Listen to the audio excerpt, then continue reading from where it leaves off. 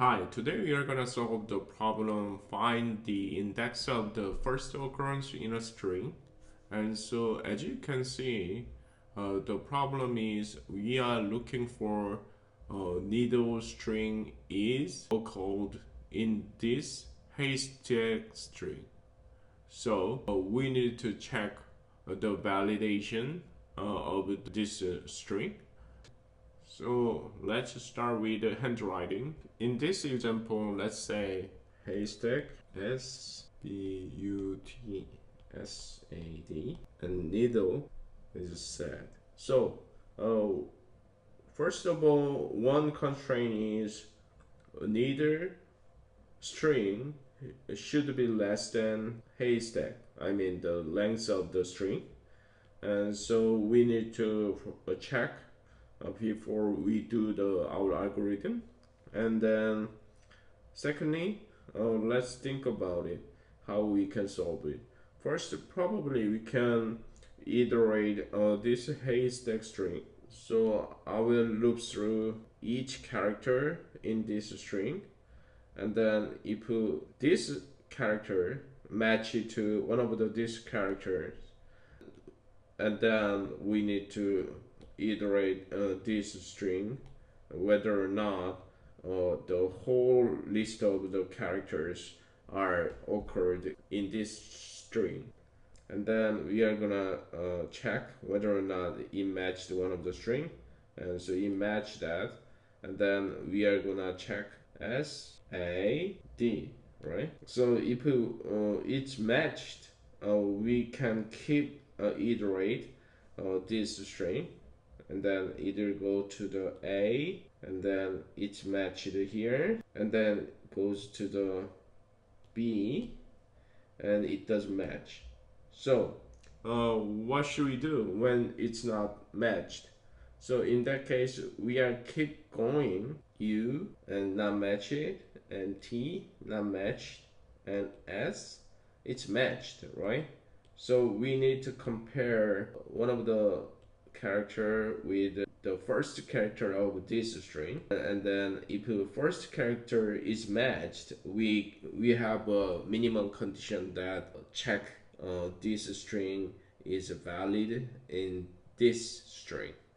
And so in this case, S is matched with the first character of this string, and then we need to keep iterate checking A and D, and if the whole characters are matched, we just return the index of the this string, right? So that's basically how it works. We are gonna use nested for statement. So let's think about time complexity.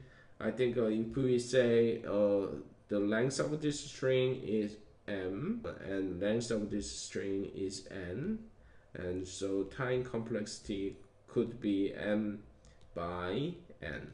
Okay, so the space complexity, I think it's O1. So let's just start coding. First of all, I will check the constraint, and so haystack count should be larger than or equal to needle count, else we need to return -1. Okay, and then I will create a variables char1 array haystack, and let char2 array needle. Then let's start for statements, and I is start from 0 index to char1 count minus char2 count plus 1. Why do we do this?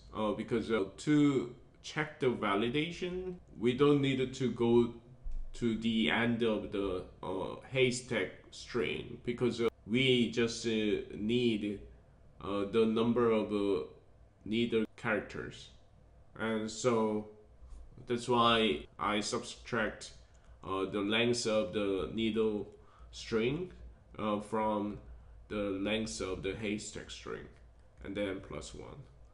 Okay, then J is 0 to needle count or char2 count. Okay, then we need to check. First of all, char1 I plus j not equal char2 j. In this case, we need to break.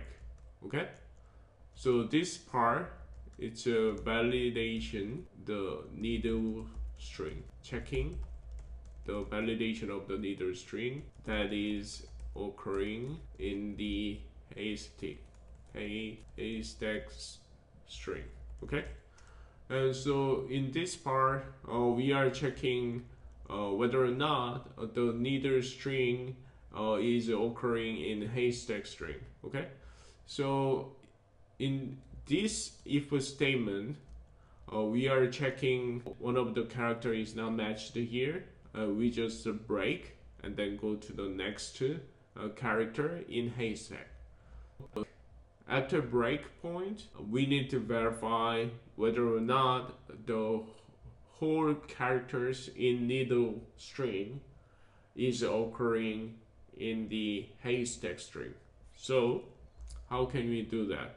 And I will check j is equal to char2 count minus 1. So it means that the j index reached the end of the index. So all the characters are matched and then just return. Okay, and then let's go to the end of the functions and return minus 1.